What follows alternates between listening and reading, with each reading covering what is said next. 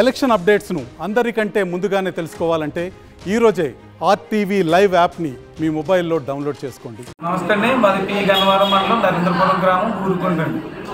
200 మంది ఉపాధి కూలీలు పనిచేస్తుండగా 4 బ్యాచీలు, ఒక బ్యాచ్కి వచ్చి 50 మంది అండి.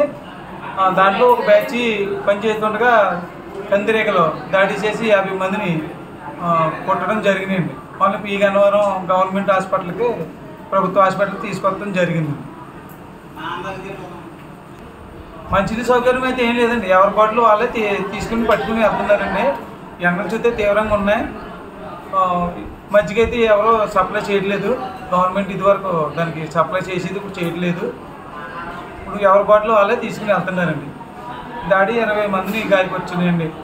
నా పేరు నక్కా శ్రీనివాస్ అండి, నరేంద్రపురం పీలెక్టర్ అండి.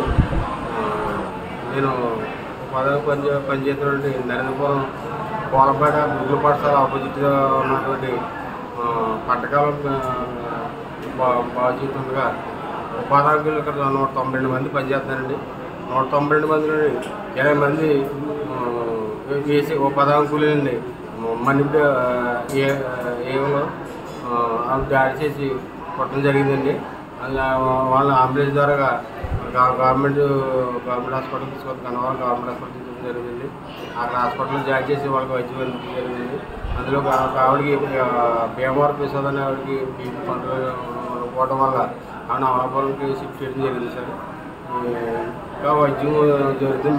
డాక్టర్ గారు అందరికీ పర్లేదని చెప్పుకున్నారండి. 2-3 గంటల్లో వాళ్ళందరూ పరిస్థితి చూసి తెలియజేస్తారండి. వాళ్ళందరూ కూడా బాగున్నారండి. అయితే ఆవిడ అప్పటికి కొంచెం బీపీ కంట్రోల్ పోవడం వల్ల అమలాపురం తీసుకెళ్ళడం జరిగింది. మరిన్ని వీడియోస్ కోసం ఛానల్ ని సబ్స్క్రైబ్ చేయండి. లేటెస్ట్ అప్డేట్స్ కోసం వాట్సాప్ ఛానల్ ని ఫాలో చేయండి. అండ్ లింక్ డిస్క్రిప్షన్ లో ఉంది.